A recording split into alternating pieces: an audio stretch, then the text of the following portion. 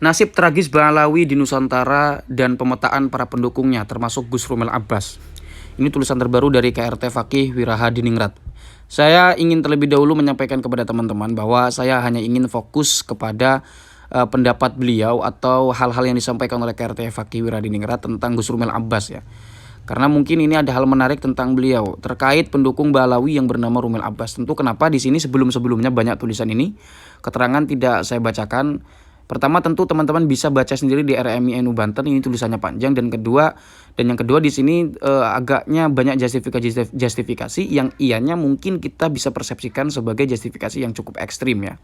Itu mengapa saya langsung ke Gus Rumel Abbas saja. Kendati pun begitu, ini wilayahnya kajian, artinya KRT Fakih ketika menyampaikan banyak justifikasi di sini, tentu beliau itu berdasarkan argumentasi sehingga itu bisa untuk kemudian dikaji.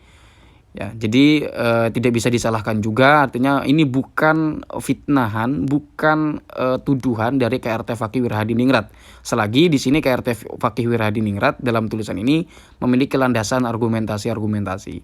Nah, begitu. Tapi apapun itu saya ingin langsung ke Gus Rumel Abbas saja ya, karena ini juga tulisannya panjang dan teman-teman apabila ingin membaca yang di atas itu silakan kunjungi langsung di RMI NU Banten tentang tulisan terbaru KRT Fakih Wirahadiningrat ini. Kemudian ke Gus Rumel Abbas terkait pendukung Balawi yang bernama Rumel Abbas. Dari semua narasi pembelaan Balawi, baik dari golongan Balawi sendiri atau pendukungnya, tidak ada perlawanan yang paling cerdas dan bermutu kecuali dari dia. Menurut KRT Fakih Wirahadiningrat di sini tidak ada perlawanan yang paling cerdas dan bermutu kecuali dari dia, maksudnya adalah Gus Rumel Abbas. Yang lain termasuk Habib Aventador, Habib Wafi, Habib Buya Yahya dan lain-lain kelasnya masih care leaders ya. Jadi artinya itulah ya, di bawah daripada Rumel Abbas menurut beliau. Di bawah Gus Rumel Abbas menurut KRT Fakih Wirahadiningrat di sini. Banyak ngawurnya dan bermain retorika semata. Apalagi Habib Idrus masyhur membedakan nek Leo tidak dan Hapolo Group saja tidak paham. Tapi dengan konyolnya berani bahas di ruang publik, ini ada linknya. Mungkin link tentang pembahasan genetika atau pembahasan tentang seputar DNA dari Habib Idrus itu ya. Kemudian kembali ke Rumel Abbas, Lebeo, ikuti gaya dia sesekali masa gak boleh. Awalnya penulis sama sekali tidak tertarik menanggapi semua pendukung Balawi yang menolak validitas tes DNA kecuali tentu saja Bung Fikri Syahab karena penulis merasa penyesatannya keterlaluan namun dengan cara yang sangat elegan. Ini bisa lihat juga ada semacam catatan kaki untuk merujuk dari yang beliau sampaikan tadi di link RMI NU Banten lagi. Ya, di sini Gus Fakih Wirahadiningrat mengatakan ibaratnya kelas bintang 5 lah, bukan kaki 5 macam Idrus masyhur. Dan penyesatan dengan kemasan luxury inilah yang memaksa saudara kita Dr. Sugeng Sugiarto turun gunung mengingat kredibilitas ilmu genetika sedang diperkosa oleh orang yang bukan di bidangnya. Walaupun sebenarnya yang geram banyak. Namun untuk sementara cukuplah beliau yang aktif memberikan edukasi. Minimal sudah ada 3 doktor dan kepala laboratorium. Genomic Brain sudah tampil di seminar nasional yang diselenggarakan oleh Padasuka tanggal 26 Agustus 2023 di UIN Jakarta. Bagaimana sesungguhnya menentukan garis nasab melalui tes DNA, ini ada linknya. Artinya di sini mungkin KRT Fakih Wirahadiningrat banyak sekali orang yang bukan bukan bidang dari genetika, bukan passionnya tentang DNA, tapi kok berani ngomong DNA. Iya siapapun, walaupun orang tersebut dikenal kiai atau siapa, tapi kalau nggak pakai DNA ya repot. Makanya saya sering mengatakan bahwa ketika berbicara tentang apapun itu, misalnya DNA atau apapun itu, baiknya dihadirkan orang yang memang ahli dalam bidang itu. Kemudian di sini Rumel Abbas, sampai lupa beliau selebeo. Saya sebenarnya tidak ingin menulis apapun tentang dia, hingga Dr. Sugeng menunjukkan video lama di mana dia menyinggung saya secara pribadi. Nah, kemudian di sini apalagi kami sudah membuat pertemuan yang beliau Gus Rumel minta dirahasiakan, entah apa yang ditakutkan. Mungkin terkait pihak sponsor yang mendanai beliau, khawatir mencurigainya. Mungkin loh ya.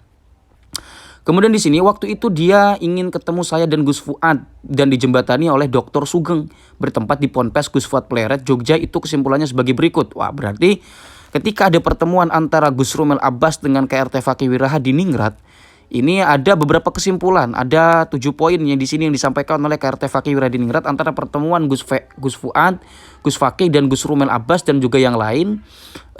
Hasil dari pertemuan itu ini poinnya. Poin satu adalah klaim beliau adalah penggiat sejarah, historian, yang dulu membela kaum Syiah, tertuduh Islam liberal dan korban gas PKI. Kemudian 2, penelitiannya tentang nasab Ba'alawi ini atas sponsor seorang politisi yang bermain politik dengan memanfaatkan beberapa tokoh Ba'alawi.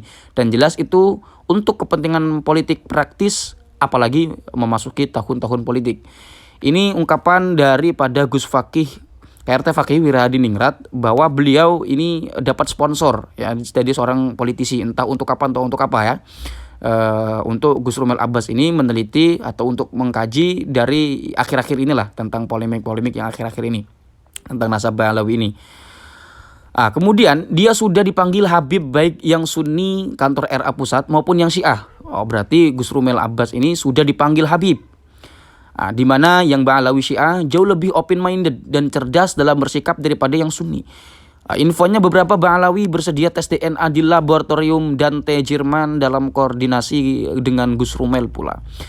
Kemudian yang keempat, beliau dari jalur ibu mengaku keturunan Sunan Kalijaga dan keluarga Mbah Mutamakin Pati, artinya masih bagian dari keluarga Wali Songo. Pula ya. Kemudian yang kelima, dari ayahnya bukan Asegaf Ba'alawi tapi dari Al-Musawi Ahizaz. Entah dari jalur mana belum diterangkan secara lebih detail oleh yang bersangkutan langsung. 6. Kita juga memberi narasi tegas, bahkan Dr. Sugeng bilang, bukumu tentang Ba'alawi akan jadi sampah kalau nanti DNA mereka yang ngaku emas ternyata terbukti hanyalah kuningan. Dan sebagai sesama kerabat atas pengakuannya di atas, saya mencoba memberi muatan. Apabila kadung disponsori buat buku, tolong dikasih narasi berkelit. Andai nanti situasi tidak menguntungkan tetap bisa selamat, yaitu manakala Nakib Bani Jamil yang mencatat nasab 3 putra Said Ahmad bin Isa bilang, Datuk kami tidak punya saudara bernama Ubaidillah. 7. Dia minta sebagai pertemuan rahasia karena takut mungkin dituduh main 2 kaki atau untuk kepentingan yang lain. Awalnya kami akan mematuhinya. Namun karena akhirnya beliau cederai sendiri, terpaksa pertemuan tersebut kami buka ke publik.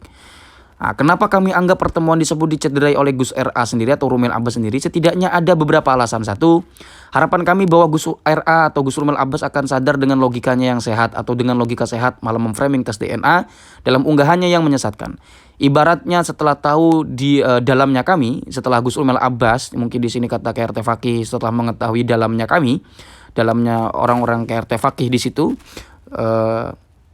ibaratnya setelah tahu dalamnya kami, kata KRT Fakih Wiradiningrat, malah mencoba bermain-main dengan narasi sesat.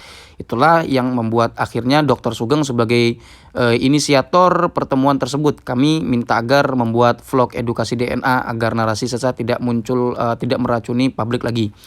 2, klaimnya akan tetap di barisan akal sehat, namun ternyata ketika hadir di seminar pada Suka tidak berani bertanya. Mungkin karena ada Prof. Anhar Gonggong, pakar sejarah sungguhan, bukan abal-abal. Bahkan ada Kiai Imaduddin Usman sebagai pembicara di seminar pun tidak dimanfaatkan untuk diskusi yang sehat. Yang ketiga, malah segera sabut dari arena seminar dan mempercepat kehadiran di Forum Banten sebagai pihak pembela Ba'alawi. Padahal di Jogja sudah bersepakat bahwa menguji kadar emasnya dahulu lebih utama daripada meributkan dokumennya. Ada banyak saksi dan selalu ada rekor di Ponpes Gus Fuad Pleret. Yang terakhir, beliau pernah membuli saya sesuai video di atas ketika di awal kemunculannya ikut meramaikan polemik ini.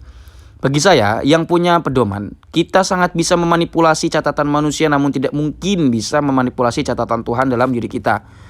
Melihat siapa saja yang mencoba membuat narasi membela Ba'alawi tapi anti tes DNA, maka saya nilai selain tidak paham juga sedang berusaha menyesatkan publik.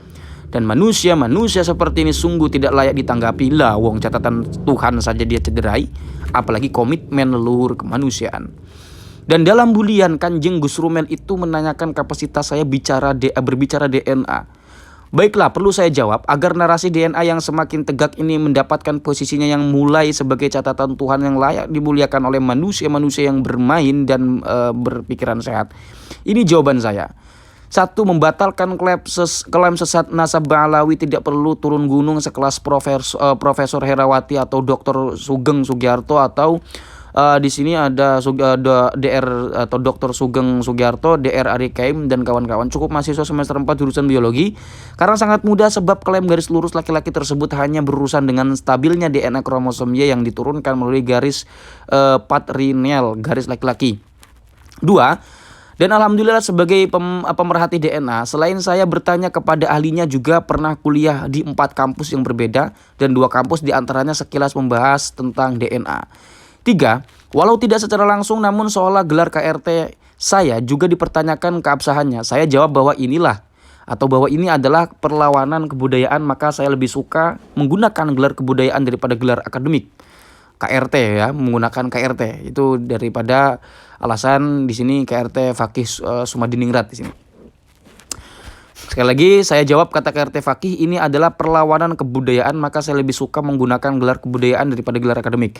Dan gelar tersebut resmi, bukan abal-abal, juga ditandatangani oleh raja yang syah dari beberapa keraton.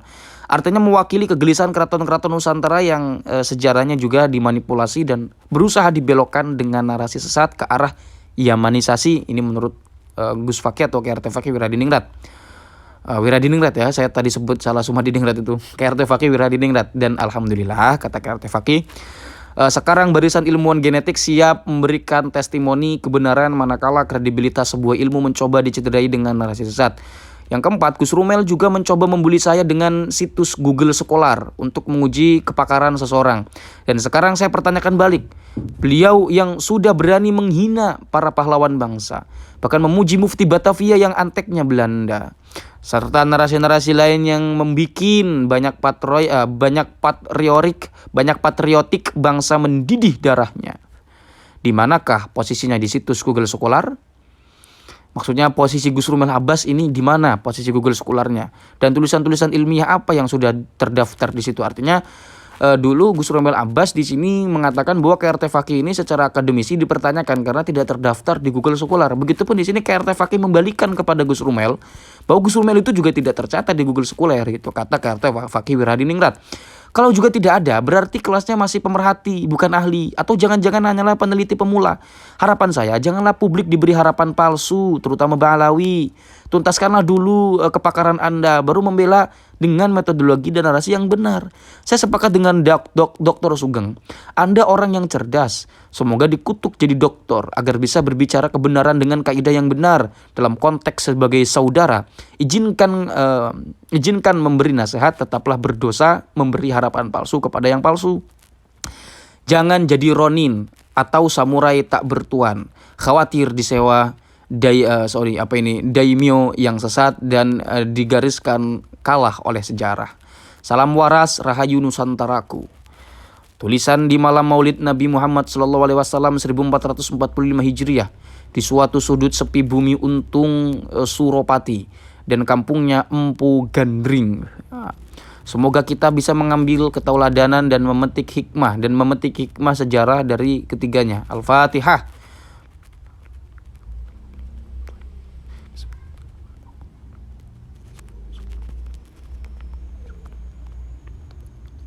KRT Fakih Wiradiningrat, sang pelayan hina dari seluruh yang mulia Bani Wali Songo yang jaya di Nusantara Raya. Editor Didin Syahbudin atau Kiai Didin Syahbudin ya. Itu tulisan dari KRT Fakih Wiradiningrat tentang Gus Rumel Abbas. Teman-teman bisa berpandangan di sini, tentu harus argumentatif ya. Mungkin ada yang salah dari yang saya sampaikan. Saya hanya menyampaikan dari RMI NU Banten. Ini websitenya bisa teman-teman klik saja di RMI NU Banten ya. Hadanallahu wa iyyakum ajmain. Mudah-mudahan ada manfaatnya walaupun satu huruf. Wassalamualaikum warahmatullahi wabarakatuh. Wa iyyakum ajmain, sekali lagi saya sampaikan. Wassalamualaikum warahmatullahi wabarakatuh.